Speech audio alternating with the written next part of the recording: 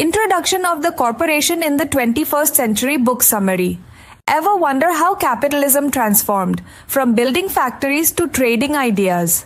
In this book summary, you'll learn how our economy shifted from heavy industry to a new asset-light model that powers companies like Amazon and Apple. Discover why old industrial hubs now lie quiet while new tech giants thrive without owning traditional capital.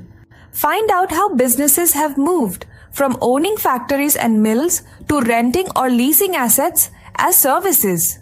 You'll see how this change affects jobs, communities, and our everyday lives as the value of ideas replaces physical goods.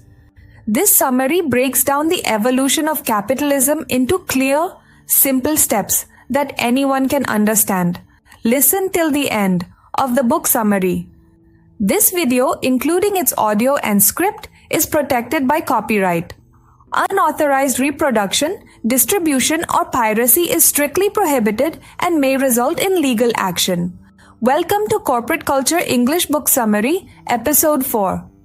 In this episode, we'll explore 2024 published book, The Corporation in the 21st Century, written by John Kay.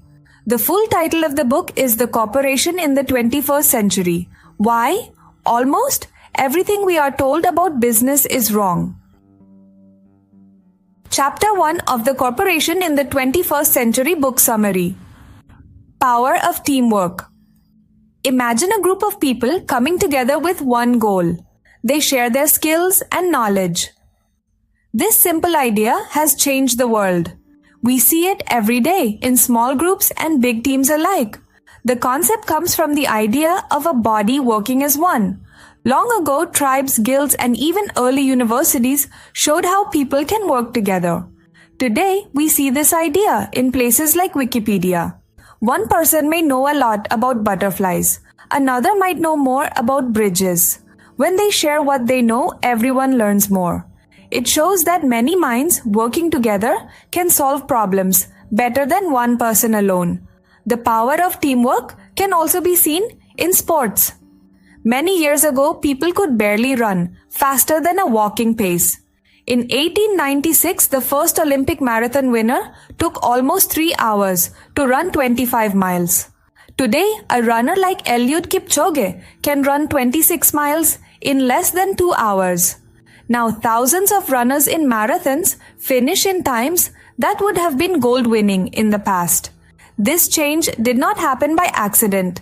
New knowledge about running has helped. Money and sponsorships push the sport forward. Today, running is a global sport. Runners from Africa, like Kipchoge, work with experts from Europe and America. They share techniques, ideas, and training tips. This mix of cooperation and competition has led to amazing progress. This journey is not just about running. It shows that when people work together, they can improve in almost every part of life. Shared knowledge turns into new skills. It drives innovation and helps us all move forward. Stay with us as we explore more ways that teamwork has shaped our progress. Chapter 2 of The Corporation in the 21st Century book summary. Division of labor. Imagine a small pin factory buzzing with activity. In this place, every worker does one simple task. One worker draws out the wire. Another cuts it into small pieces. A third worker shapes these pieces into pins.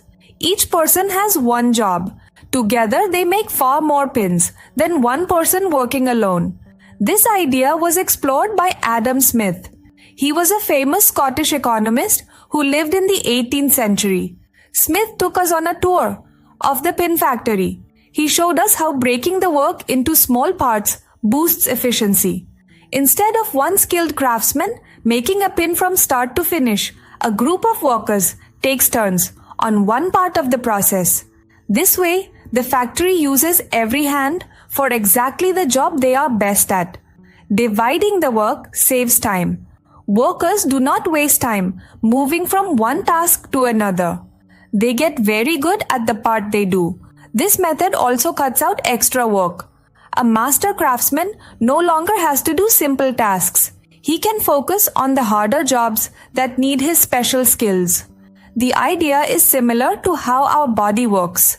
Our arms, legs, and brain all have their own jobs. When they work together, we can do amazing things. In the world of work, a business or a corporation works like our body. It coordinates all these different parts. This coordination is a kind of collective intelligence. It shows us that sharing simple tasks can create great progress. Smith's view reminds us that teamwork is powerful. By splitting work into small, clear steps, we all become part of a bigger, smarter system. This idea has helped shape our world for the past 2 centuries. Stay tuned as we explore more ways that dividing work has boosted our progress. Chapter 3 of the Corporation in the 21st Century Book Summary: Assemblages Unleashed. Imagine a world where separate parts come together to create something amazing. An entrepreneur, a word from French meaning to take between, is at the heart of this magic. Entrepreneurs combine different ideas and skills. They make the impossible possible. One of today's best examples is the smartphone. Before the iPhone, we had phones, cameras, computers, and weather stations. Steve Jobs brought them together in one device that fits in your pocket. This simple idea changed how we live and work. It shows that great products are often a mix of many smaller ideas. Another great example is Airbus. This aerospace company builds one of the most complex products on Earth, the civil aircraft. Look at the Airbus A350.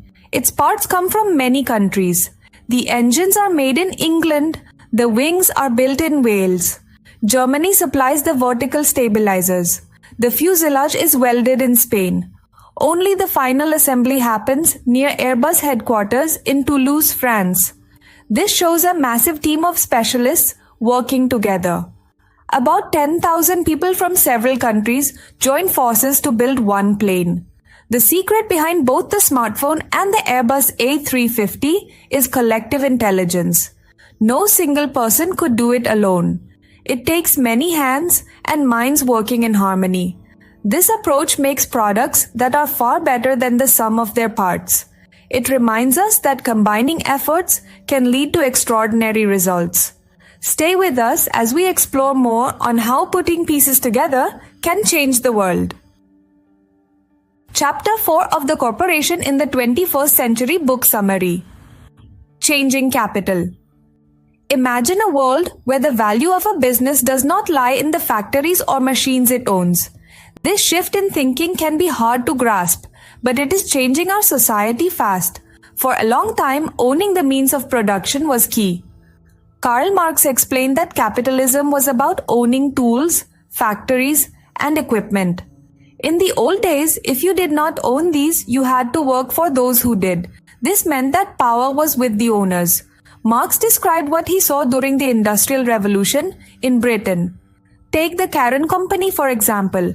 This firm owned the ironworks that made the cannons for Lord Nelson's ships at the Battle of Trafalgar. Wealthy families invested their inherited money in building factories and towns. Their power came from the capital they owned. The idea carried on into the 20th century.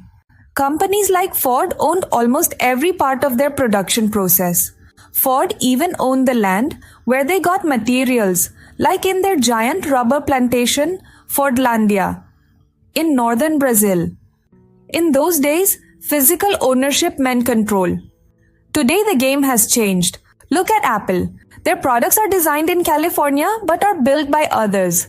Foxconn in China assembles Apple devices. Samsung makes many parts for these devices too. Apple does not own the factories or the machines that make its products. Instead, the real value is in the ideas. This shows that the most important asset is no longer a physical one. It is the concept and creativity behind the product. This shift from owning physical things to owning ideas is a major change for businesses in the 21st century. It is a move toward a global division of labor, where control is separated from ownership. Stay tuned as we dive deeper into how this new approach is shaping our future. Chapter 5 of The Corporation in the 21st Century Book Summary. Hollow Corporations. Imagine boarding a plane and learning that the fuselage you see does not belong to the airline you're flying with. Instead, it is owned by a leasing company like AerCap. This new business model is known as the Hollow Corporation. Companies today often do not own the physical items they use. They lease them from others. For example, Amazon's warehouses and delivery trucks are leased. Even the servers for Amazon Web Services are housed in data centers owned by Equinix. This shift is not just about planes or packages. It affects many of our biggest companies. McDonald's restaurants, for instance, are often run by franchisees and owned by third parties. McDonald's sells the brand and the recipes. They do not control the real estate directly. IBM, once famous for making mainframe computers, is now known as a global consultancy firm. Today, firms like Alphabet, Amazon, Apple, Microsoft, and Tesla focus on designing and coordinating. They bring together the skills of software engineers, accountants, marketers, and many others. The old idea of capital meant owning tools, factories, or land. That idea comes from the times of Marx and the Industrial Revolution. Today, capital has changed. It is now more like a service than a physical asset. Success comes from managing ideas and people. The know-how in a worker's head is what makes these companies profitable. Growth is now about creating better products, not just more products. Even if companies own some physical assets, like Tesla's assembly lines, the key factor is the collective intelligence behind them. This new model shows that power no longer flows from owning things. Instead, it comes from control and coordination. The world of business has moved from tangible ownership to the value of ideas and teamwork. Stay with us as we dive deeper into how hollow corporations shape our modern economy. Conclusion of The Corporation in the 21st Century Book Summary. Thank you for watching this book summary of The Corporation in the 21st Century by John Kay. Today, we learned that specialization and the division of labor make businesses work better and help the economy grow. The book explains that modern products like smartphones, aircraft, and software are built through the teamwork of many skilled people. This teamwork creates a kind of collective intelligence that is more powerful than any one person could achieve alone. We also saw how today's top companies often don't own their tools or factories. They get them as a service. This means that modern corporations work more by using the skills and expertise of others instead of owning everything themselves. This new way of doing business is known as the shift to hollow corporations, where outsourcing and specialized workers play a key role. We hope this summary helped you understand how businesses today use cooperation and smart planning to succeed. Please take a moment to leave us a rating if you enjoyed the video. Your feedback means a lot to us. Listen, the other book summary. Disclaimer, please check the description. Any digital copy of this content that is shared through piracy or downloaded without permission or uploaded on any online social media platform will be considered a clear violation of copyright law. Piracy is a serious offense and strict legal action will be taken against it. Additionally, copyright infringement may result in a strike against your YouTube channel or page, and it could even be deleted. Therefore, please do not engage in piracy or support it. This content has been created based on the references from the mentioned book. However, it may contain some unintentional errors or inconsistencies due to human or mechanical mistakes. If you notice any mistakes or inconsistencies, please accept our apologies and inform us through a comment or message. If you enjoy this book summary and wish to gain complete knowledge of the book, then please consider purchasing the book from an online or offline bookstore and reading it. Thank you.